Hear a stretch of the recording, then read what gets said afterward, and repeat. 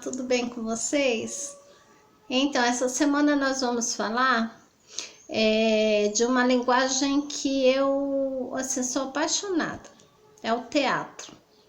Eu costumo dizer que o teatro é uma das linguagens mais ricas que a gente tem, porque no teatro a gente vê dança, a gente vê música, a gente vê artes visuais, né? Então, todas essas artes, elas vão estar presentes no teatro.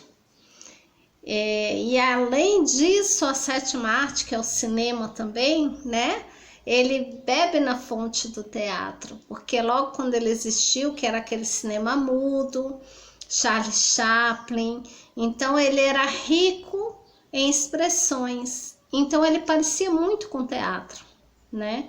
Ele envolvia uma riqueza de expressões por não ter a fala, então o artista tinha que passar suas emoções através dos gestos, né? E então, através de música, era passada a emoção da cena, então ele parecia muito com teatro. E voltando ao teatro, né? Os elementos, né, para se fazer uma peça, para se construir um espetáculo teatral, ele vai muito além de um simples ator. Porque às vezes na escola, quando a gente propõe trabalhar o teatro, o que o aluno fala? A primeira coisa que falam para mim, professora, eu tenho vergonha, eu não quero fazer nenhum papel lá na frente, que eu não consigo, eu travo, eu não consigo falar. Alguns falam assim. Mas quando a gente trabalha com teatro, a gente vai além, não é só o ator. O teatro ele é composto por sonoplastia, cenografia, figurino, maquiagem, né? Então, iluminador. A gente passa por vários profissionais que, quando eles fazem o teatro, estão por trás, né? Desse espetáculo que a gente vai assistir, ver ele prontinho lá, deu muito trabalho para esse monte de profissionais. Então, se você não gosta de ser ator, de repente você gosta de trabalhar com som, ou você gosta de trabalhar com iluminação, ou você gosta de criar figurinos, né? E eles são importantíssimos numa peça, porque através do figurino a gente consegue entender de que época é aquele espetáculo, né? Através da iluminação a gente consegue perceber se aquela cena se passa de dia ou à noite, né? A sonoplastia nos dá indicação de muitas coisas, por exemplo, vento, relâmpago, trovão e até uma música que toque de fundo, né? E também o que a gente chama maquiagem, ela é uma, como é que se diz? Ela faz conjunto com figurino também para essa identificação, né, do ator. O iluminador, que muitas vezes ele tem que saber em que momento ele vai jogar a luz para focar em determinada cena, para que a gente que está assistindo o espetáculo saiba para onde olhar. Ele direciona isso, né? Então, tem uma série de coisas para se trabalhar no teatro. A cenografia, que é onde você vai ter que saber se o seu cenário vai ser algo desenhado no fundo, se vai ser algo construído com papelão, com garrafa, se o cenário vai ser composto por vídeo, né? Se no fundo vocês vão jogar uma iluminação diferente para que dê a entender que a cena se passa em determinado lugar. Então, tem toda essa magia no teatro que a gente tem N possibilidades de trabalhar. E aí eu vou passar um videozinho para vocês entenderem melhor essa dinâmica, tá bom? Espero que vocês gostem. Beijo! Olá, estamos aqui para falar um pouquinho sobre os elementos formais que compõem o teatro, as artes cênicas. Então a gente pode falar teatro, a gente pode falar de artes cênicas, seria a mesma área, a mesma linguagem artística, tá? Lembrando aqui que, claro, que para o ator não é simplesmente ele subir no palco e representar uma peça, mas existem vários aparatos, vários elementos que compõem o personagem, que compõem o cenário, que compõem o figurino. Então é bem complexa essa área, assim como nas artes plásticas, como na música, a gente tem os elementos específicos que compõem aí as artes cênicas, a gente vai começar a dando uma olhada aqui. Primeiro, os personagens, né, pessoal? Personagens é o principal aqui. Sem personagem não existe cena, né? Às vezes, claro, às vezes existe só um personagem, que seria o monólogo. Mas mesmo assim, o personagem é o elemento mais importante aqui da cena. É ele que vai dar toda a configuração e toda a trama ali vai ser desenvolvida a partir do personagem ou dos personagens, né? Então, a personagem teatral, para dirigir-se ao público, dispensa da mediação do narrador. Então, aqui a gente vai ver que o personagem ele vai aí contar a história por meio dos diálogos, por meio do contexto, a gente vai conseguindo entender toda a trama ali. E os gêneros, né? Então, a gente pode sentir se é um drama, se é uma comédia, se é algo mais conceitual, mais contemporâneo, que não tem falas, às vezes não tem fala também, né? Então, entender todo o contexto ali, mas o personagem, então, é ele que vai caracterizar a peça teatral. Então, a história não nos é contada, mas mostrada como se fosse de fato a própria realidade, ou não ser a realidade, né? Às vezes é alguma coisa do fantástico, do imaginário, do impossível. Então veja que isso também é possível aí a gente pensar numa história, numa peça teatral. Mas a expressividade do ator, que é feito ao vivo ali, ela é muito significativa. Então veja que no teatro existe um grau de dificuldade muito grande. Porque às vezes tem espetáculos teatrais que chegam a ficar meses e meses em cartaz e o ator todos os dias ele tem que entrar e repetir a cena e nunca vai ser exatamente igual, mas exige muito fisicamente do ator, né, dos atores, porque realmente ele tem que estar ali presente de corpo e alma todos os dias durante alguns meses e algumas peças que fazem muito sucesso, tá? A gente tem aqui, além do personagem, esse personagem ele vai aí se impregnar de expressões corporais, tá? Então, expressões corporais são importantíssimas aqui, porque é o que... então, eles vão até ter estudos sobre o corpo, enfim, porque vai aqui fazer com que a gente consiga entender a expressão do corpo dele, e a relação dele com o espaço do entorno, com os outros atores, é que a gente consegue ver a expressividade dele e que muitas vezes a expressão corporal ela pode se juntar também com dança, né? As artes cênicas, as performances nas artes visuais e a dança hoje elas se misturam muito, então tudo pode ser uma mesma coisa ali, não ter tantas diferenciações. Às vezes os atores até podem se expressar corporalmente dançando numa dada cena, num ato, tá? Então, essa expressividade corporal não é só da dança, mas também é para o teatro. É fundamental isso para o teatro, exige uma técnica, exige um preparo dos atores. No caso, a voz também é importantíssima. Vejam que ali é ao vivo, né? Eles não têm microfone e vão depender muito da acústica e do silêncio do público, da plateia. E a voz ela é muito requisitada na sua grande maioria, né? Claro que existe alguns espetáculos que quase não tem tanto a voz, tem mais a expressão facial e corporal, mas normalmente a voz, pelos diálogos, por expressão de sentimentos, ela é extremamente requisitada aí, tá? E a voz no teatro, então, é um elemento fundamental. Então, embora existam outras formas de se expressar, que é o corporal, como eu havia falado para vocês, e o facial. Mas, a princípio, ele é bem importante.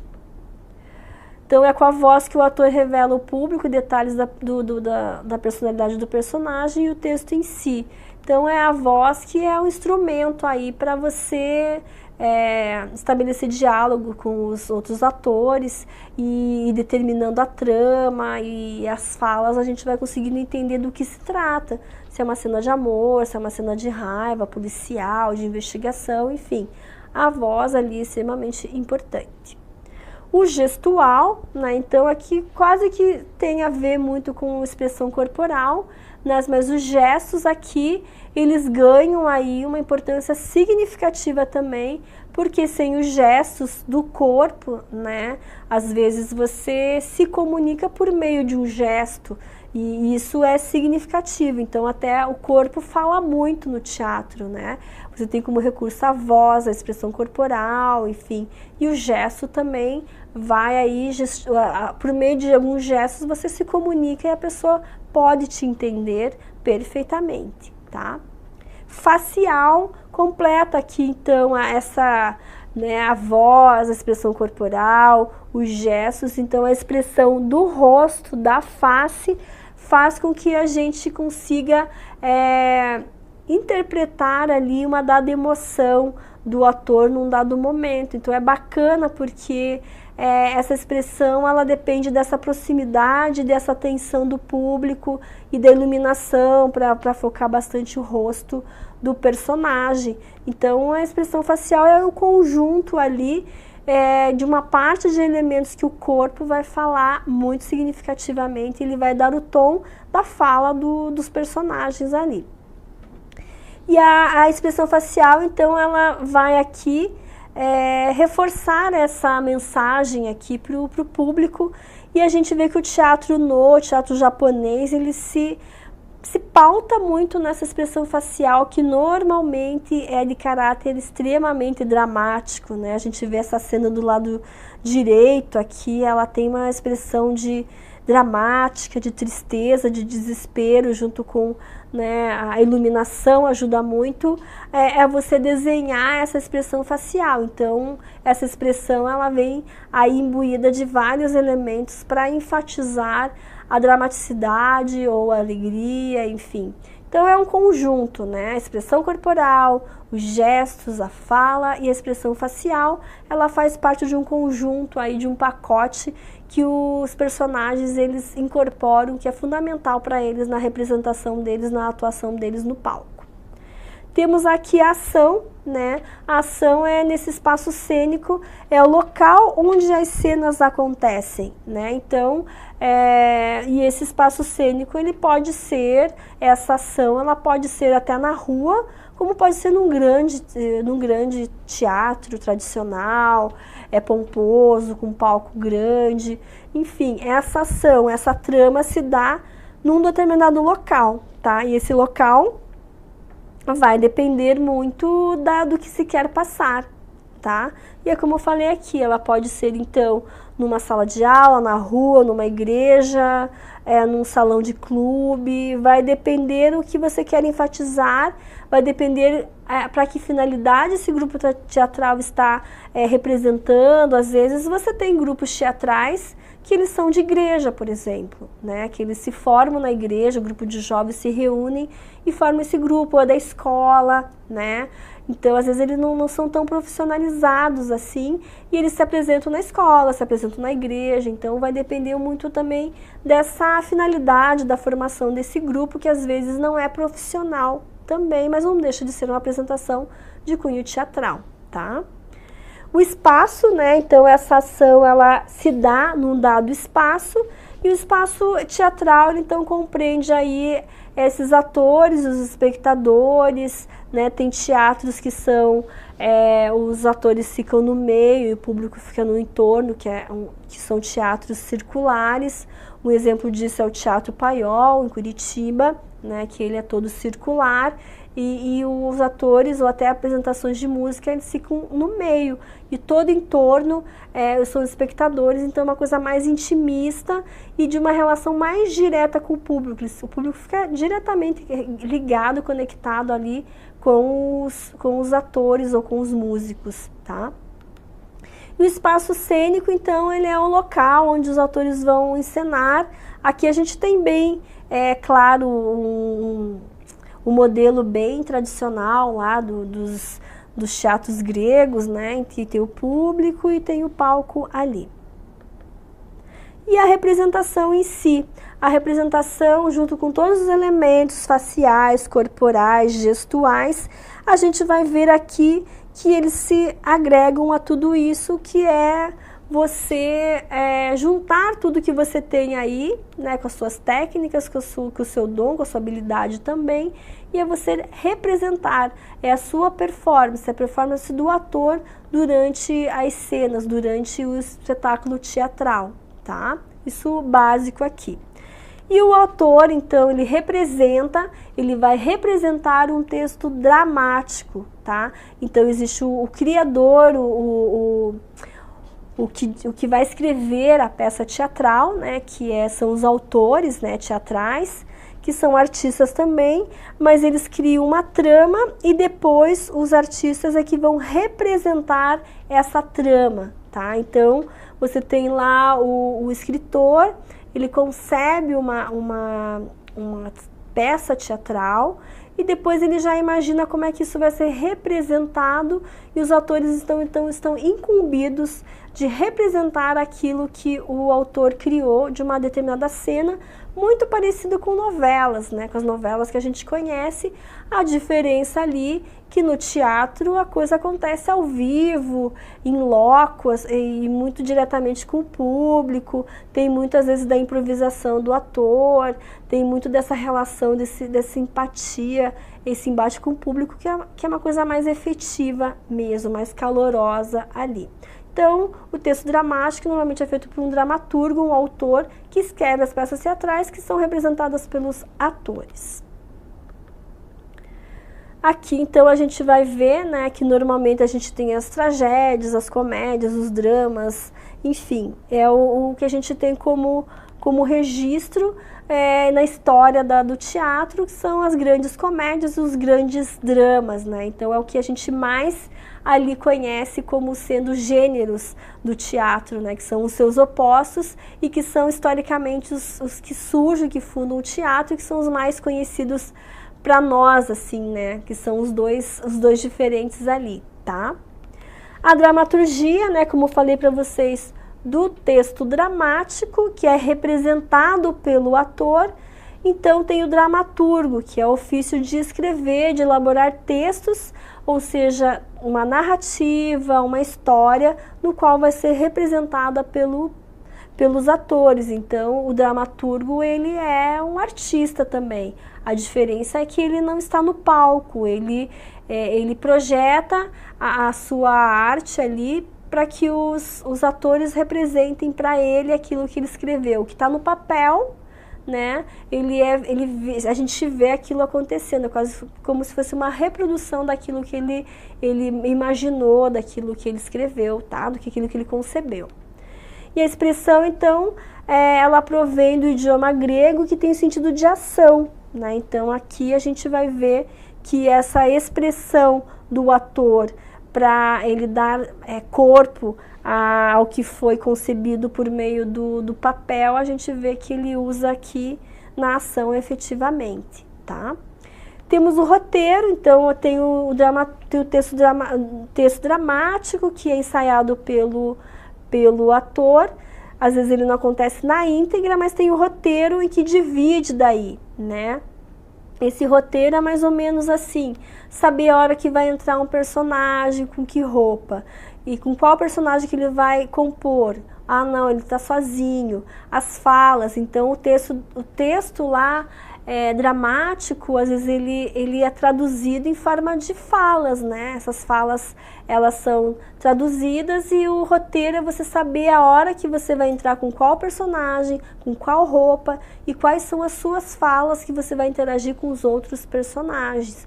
Então veja que aqui a coisa já começa a ficar mais complexa, cada um dos personagens tem que decorar o roteiro e saber com quais os personagens ele vai interagir e o que ele precisa falar ali no dado momento.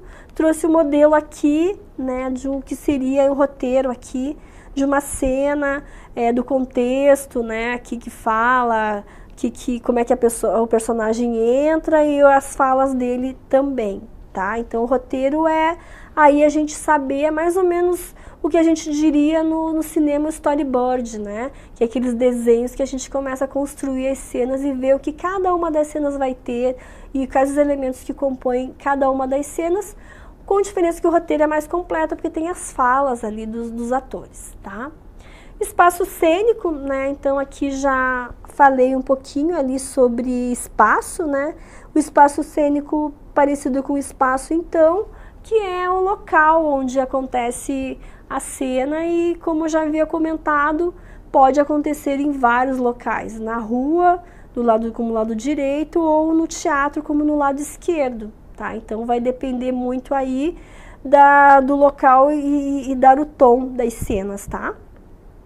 Sonoplastia, comentei lá nas aulas de música, né, que vocês vão também assistir, dos elementos compositivos na música, no teatro e na dança, fundamental também, que é você dar aí alma, vida, né? Então, entre um personagem toca uma música, no caso, tem um silêncio, tem uma música para falar um pouquinho, sei lá, de tristeza, o personagem é abandonado, daí coloca uma música para falar de tristeza do que ele está sentindo. Então a sonoplastia ela é fundamental para dar os efeitos sonoros para a cena e também para colocar as músicas para identificar o personagem, para expressar aquilo que ele está sentindo no dado momento, tá? Então normalmente ele acontece ali. Claro que tem monólogos que são silenciosos, mas também tem peças teatrais que são musicadas, daí precisa ter a música, enfim.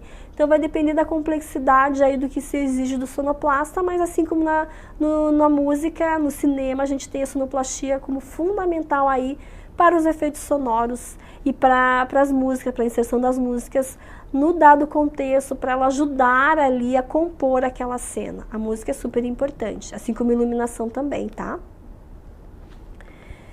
Iluminação, né? Então, como falei, ela vai dar ênfase aqui numa dada cena, ela pode deixar a cena mais divertida ou mais dramática, às vezes um monólogo com um personagem, com uma luz centrada nele, dá esse aspecto mais dramático, mais misterioso, mais solitário, né?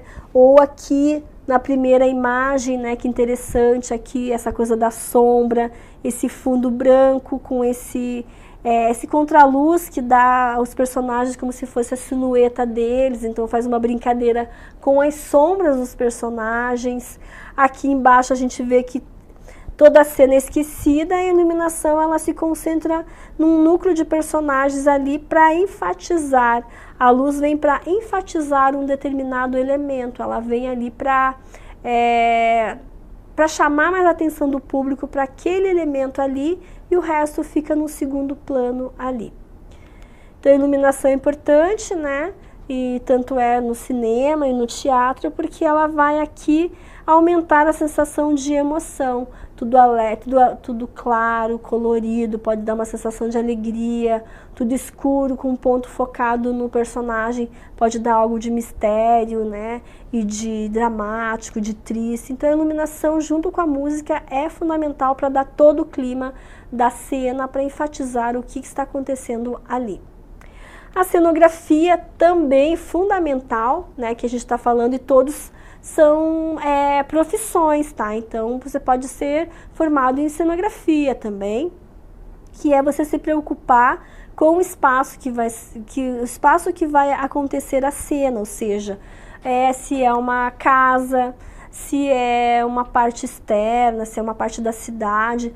Todos os elementos do cenário compõem a dada cena para a gente entender que se trata da casa do personagem, do quarto do personagem, da sala do personagem ou não. Ele saiu, ele está na rua, ele está perambulando, e tem trem, e tem iluminação noturna, à noite. Então, a cenografia ela é fundamental para entendermos qual cena que está se passando, ela contextualiza aquela cena, se o personagem está na casa, se está fora, enfim, tudo isso ajuda a gente a compreender a cena. Aqui eu coloquei algumas coisas também para vocês, que pode ser algo do imaginário ou não, né? Pode ser uma representação efetivamente. E a cenografia cria, então, e transforma espaço cênico. Então, às vezes é interessante, né? Às vezes está tudo escuro e só está focada a luz no personagem principal, num primeiro plano, próximo do público. Às vezes eles estão modificando o cenário lá, tá tudo escuro para modificar, e quando acende a luz, muda-se o cenário, muda-se o contexto. Então aqui ela vai transformar o espaço cênico constantemente, tá?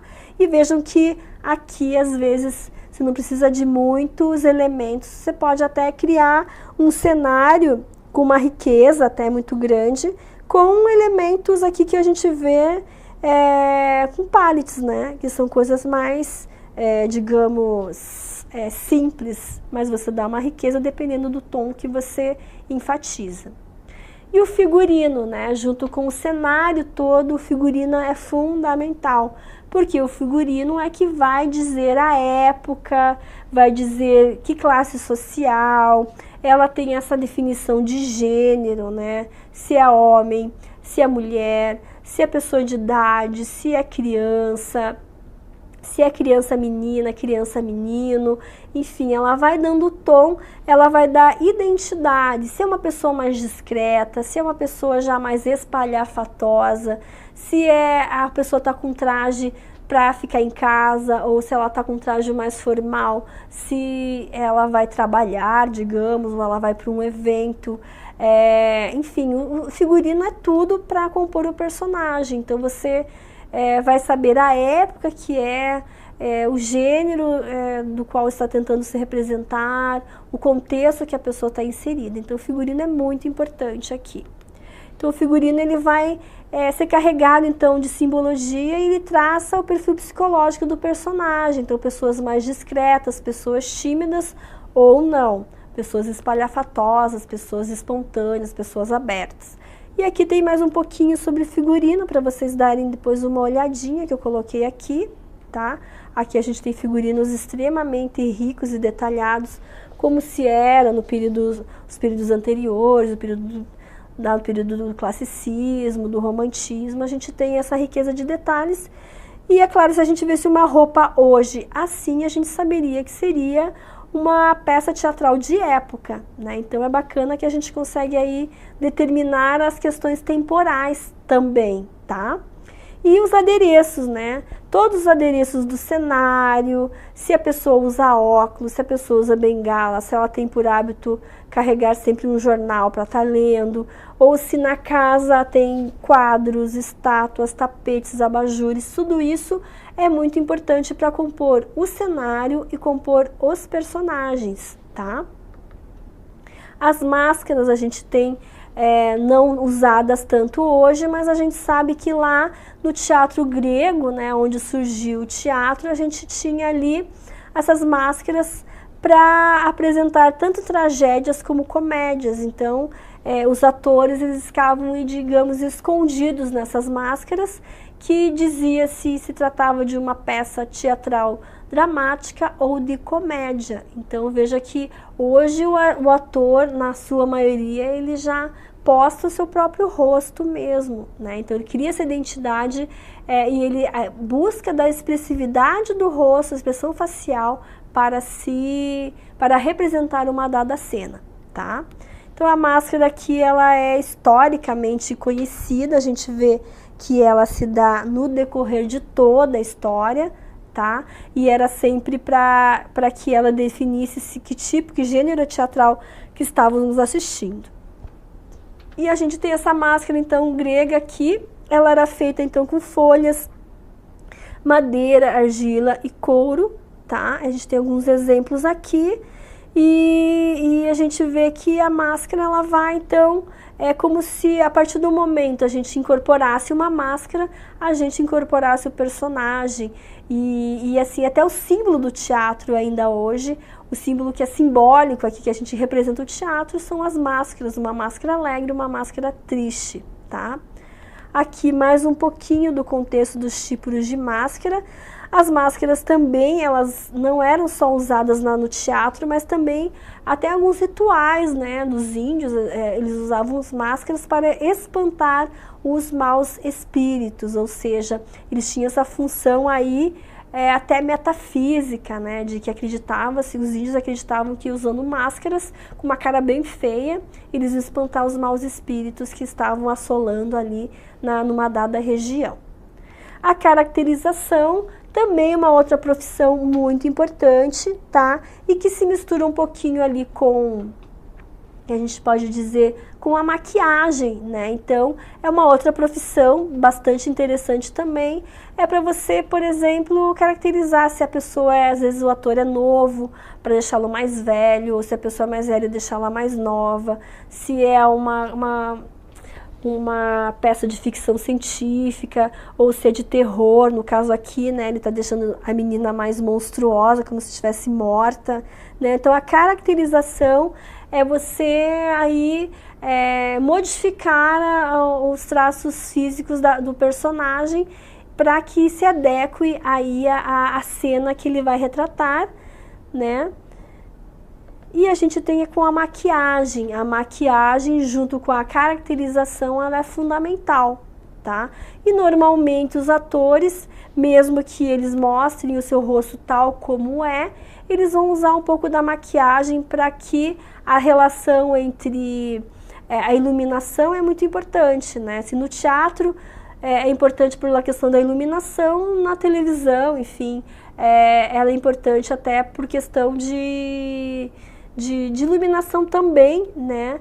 Mas ela vai assim por característica, ela vai destacar, valorizar alguns elementos do rosto e esconder outros, né? Algumas imperfeições, e também vai ali dar o tom de se a pessoa gosta de usar maquiagem, ela é mais espalhafatosa, ou se a pessoa é mais discreta, ou o cabelo também na caracterização, se a pessoa é mais velha, deixar o cabelo com uma peruca, às vezes mais com o cabelo branco, um óculos, ou se a pessoa tem uma cicatriz, né? Ou se o personagem, se o ator tem um monte de tatuagem, mas é uma peça de época, ele precisa esconder as tatuagens, a maquiagem também ajuda a esconder tatuagens, né? Então veja como ela tem um papel importante para enfatizar ali a cena, no caso retratada. Então temos um pouquinho aqui falando, né, da função do maquiador. E por último aqui a gente tem os gêneros, o penúltimo aqui a gente tem os gêneros que são os tipos, né? A gente tem aí tragédia, que é o que a gente conhece, que as tragédias gregas são o clássico que a gente mais conhece, né? Que trabalha com temas sempre o herói, aquele que é virtuoso, aquele que tem valores morais e éticos elogiadíssimos e que ele é um exemplo, mas que normalmente sempre é aquele que durante toda a trama ele sofre muito. Então aqui a gente tem essas tragédias clássicas, tá? A comédia é uma contraposição à tragédia, tá? Porque ela vai rir um pouco da própria sociedade, então ela se torna alegre, ela se torna provocativa, ela busca provocar o humor e o riso por meio da ironia, mas essa ironia a partir porque se na tragédia a gente tem ali a valorização das morais do herói, que sempre sofre, mas tudo em prol de manter e não se render não deixar que seus valores morais sejam subvertidos. Na comédia eles brincam muito com as coisas do humano, do mentir, do roubar. Acaba que eles criam uma caricatura dos defeitos humanos, eles exacerbam e se torna engraçado porque acabamos que nos identificamos com elas, né? Então a comédia tem essa função aqui de falar dessas cenas do cotidiano, explorar um pouquinho desse nosso ridículo aqui, dos nossos costumes. Ele fala de nós e a gente ri porque a gente se identifica. Então bem divertido nesse sentido. A farsa também, né, vai falar aqui desse gênero mais dramático e exagerado, né, de situações mais que colocam o sujeito aqui sempre nesse limite de falar dos seus valores morais, éticos. Então, a farsa veio um pouco aqui desvendar e apontar os nossos defeitos humanos.